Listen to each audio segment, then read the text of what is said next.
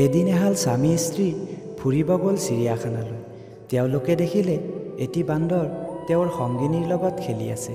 সেই দৃশ্য দেখি মুগ্ধ হৈ স্ত্ৰীয়ে স্বামীক ক'লে, কি চমৎকাৰ ভালপোৱাৰ দৃশ্য নহয় জানো, ভেৰি নাইচ। তাৰপিছত তেওঁলোক আগবাঢ়িল সিংহৰ পিঞ্জিৰাৰ ফালে। সিংহই পিঞ্জিৰাৰ এটা কোণত চুপচাপ বহি আছে, লগৰীজনীও আন এটা কোণত দূৰত চুপচাপ বহি আছে। স্ত্ৰীয়ে ক'লে, ইছ, ভালপোৱাৰ কি নিৰ্মম পৰিহাস, না কোনো ৰোমেন্স না ভালপোৱা, চ' বৰিং। তেতিয়ালৈ স্বামী মনে মনে শুনি আছিল। এইবাৰ নীৰৱতা ভংগ কৰি স্ত্ৰীক ক'লে, এই লোৱা দুটা শিলগুটি। এইবুলি কৈ স্ত্ৰীৰ হাতত দুটা সৰু সৰু শিলগুটি তুলি দিলে আৰু ক'লে, তাৰে এটা শিলগুটি সিংহীটোৰ দিশে লক্ষ্য কৰি মাৰা, লক্ষ্য ৰাখিবা যাতে গাত নপৰে, আৰু কি ঘটে মন কৰিবা। স্ত্ৰীয়ে যেতিয়া শিঙিৰ ফালে লক্ষ্য কৰি শিলগুটি দলিয়ালে, লগে লগে নীৰৱ হৈ চুকত বহি থকা সিংহটো খঙত ক্ষিপ্ত হৈ উঠিলে আৰু লগৰীক বচোৱাৰ কাৰণে গৰ্জি উঠিলে।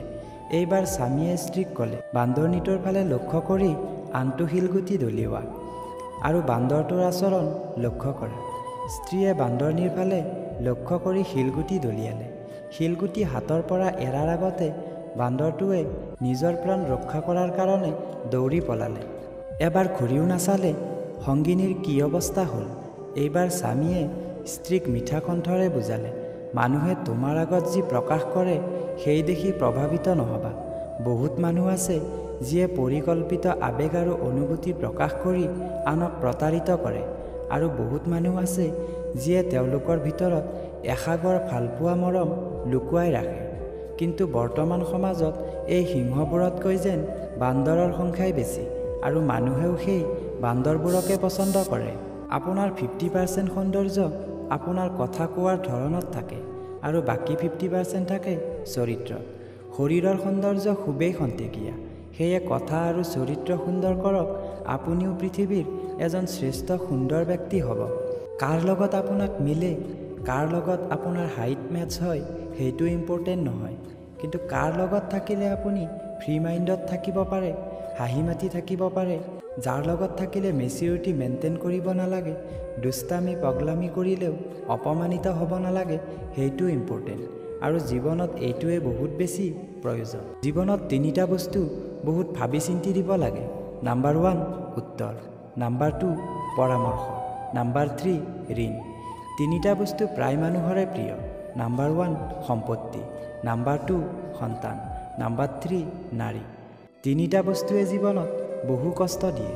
নাম্বাৰ 1 ধোকা, নাম্বাৰ 2 দৰিদ্ৰতা, নাম্বাৰ 3 বেয়া স্মৃতি।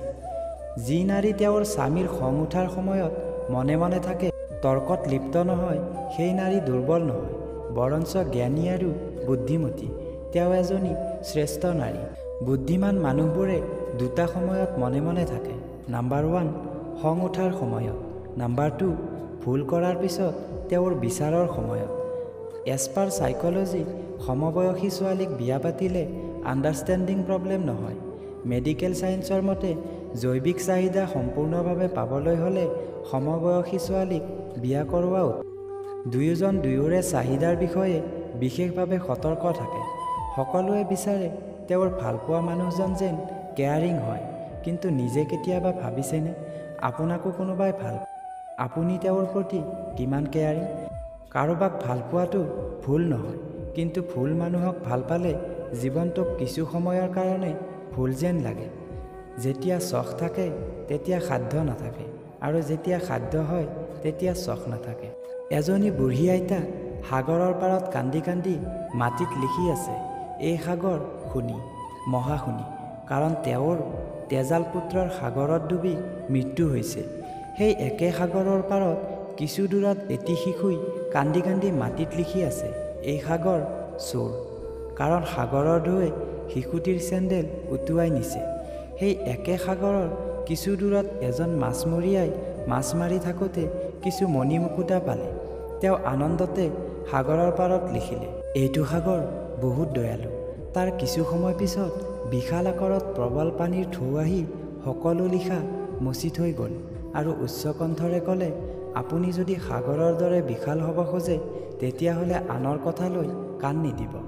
যেতিয়া আপোনাৰ গলিত আপোনাৰ বদনামৰ খিচাৰি পকাই থাকে তেতিয়া আপুনি তেওঁলোকক দিবলৈ ছাকচেছৰ হালুৱা বনাই থাকক। ভিডিঅ'টো কেনে পালে কমেণ্ট কৰি জনাব।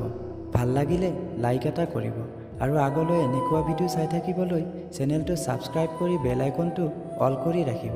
আজিলৈ ইমানে। ধন্যবাদ। জয় আই অসম।